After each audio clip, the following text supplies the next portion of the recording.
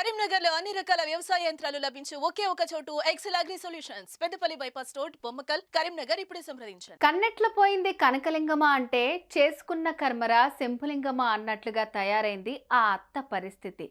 కోడలికి పుట్టిన బిడ్డకు తన కొడుకు తండ్రి కాదు అని డౌట్ పడ్డ అత్త డిఎన్ఏ టెస్టుకు పట్టుబట్టింది. ఆ క్రమంలో జరిగిన పరిణామాలతో ఆ అత్త చేసిన ఒక చెత్త పని బయటపడింది. ఇంతకీ ఏం జరిగింది?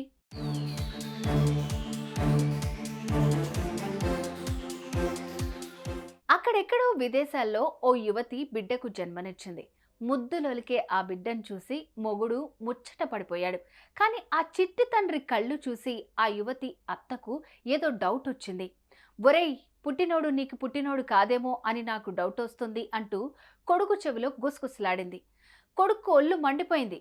ఇదేం చెత్త డౌట్ అంటూ అమ్మ మీద ఆ యువకుడు ఇంతెత్తున లేచాడు. మళ్ళీ ఆ మాట అన్నావంటే మర్యాదగా ఉండదంటూ హెచ్చరించాడు.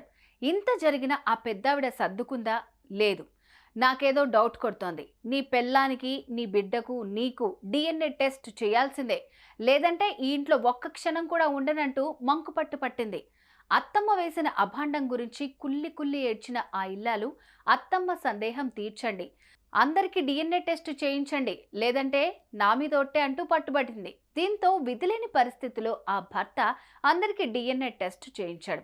కొద్ది రోజుల తర్వాత రిపోర్ట్లు వచ్చాయి.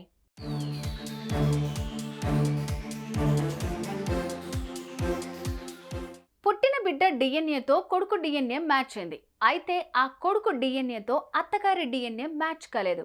తండ్రి డిఎన్ఏ కూడా మ్యాచ్ కాలేదు.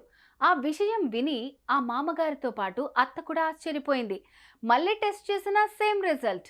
దీంతో కొడుకు అమ్మ గొంతు పట్టుకున్నాడు. నా డిఎన్ఏ నాన్న డిఎన్ఏతో మ్యాచ్ కాలేదు. సో వయసులో ఉన్నప్పుడు నాన్న కళ్ళు గప్పి నువ్వు ఎవరితోనూ తిరిగావు, చెప్పు, వాడెవడు అంటూ నిలదీశాడు. సమాధానం చెప్పకపోతే ఇంట్లో నుంచి మెడ పట్టుకుని గెంటేస్తానంటూ హెచ్చరించాడు. అప్పుడు ఆ అత్తగారికి తన పాస్ట్ గుర్తొచ్చింది.